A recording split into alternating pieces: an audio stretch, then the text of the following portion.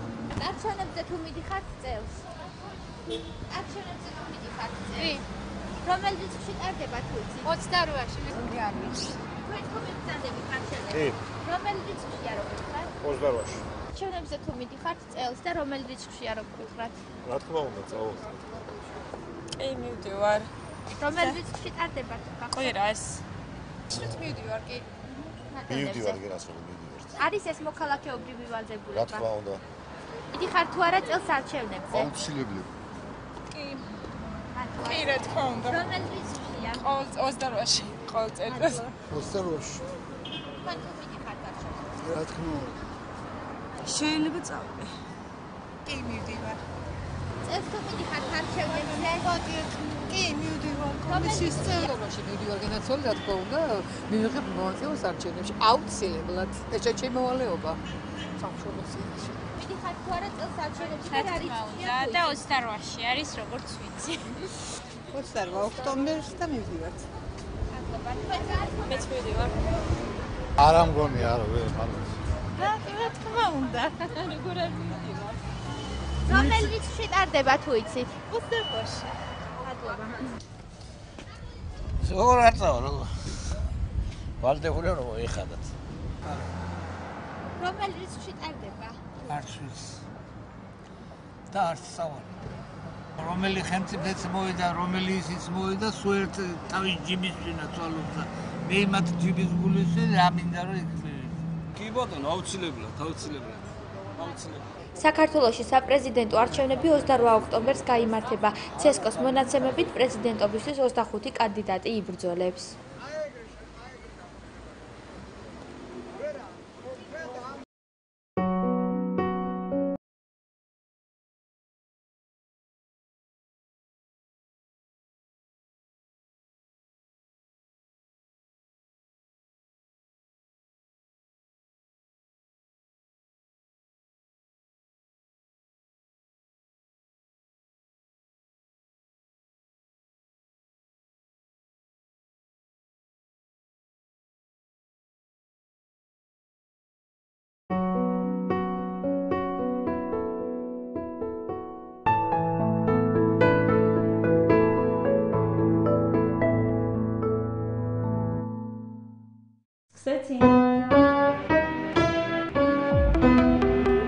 Ապրես շատ լավ է, ավելի արագ։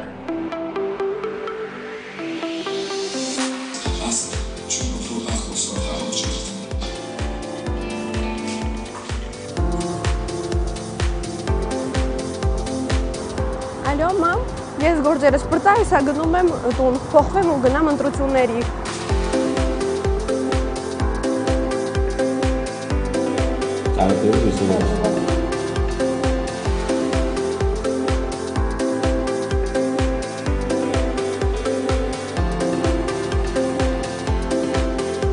Nasılsın? Yaxşı. Məndən ağır olsan da səsimiz eyni işlədir. აბაზანის ავეჯი 179 ლარიდან. გორგია ყველაზე იაფი ჰიპერმარკეტი. Freebet გენერატორი ყველაზე დიდი ბონუსი სპორტში. 1 სექტემბრიდან გრანდიოზული საჩუქარი X კარდის მფლობელებს. მიიღე 20 ლარიანი ფრიბეტი ყოველ დადებულ 50 ლარზე. ბეტლაივი გაერთე შენს გემოზე. თეთრეული 17 ლარი და 25 თეთრიდან. საძინებლის კომპლექტი 599 ლარიდან. გორგია ყველაზე იაფი ჰიპერმარკეტი. Freebet გენერატორი ყველაზე დიდი ბონუსი სპორტში. 1 სექტემბრიდან გრანდიოზული საჩუქარი X კარდის მფლობელებს. მიიღე 20 ლარიანი ფრიბეტი ყოველ დადებულ 50 ლარზე. ბეტლაივი გაერთე შენს გემოზე. ცერეზიტის წებო ცემენტი 11 ლარი და 40 თეთრიდან. კაფელი 12 ლარი და 99 თეთრიდან. აბაზანის ავეჯი 179 ლარიდან. გორგია ყველაზე იაფი ჰიპერმარკეტი.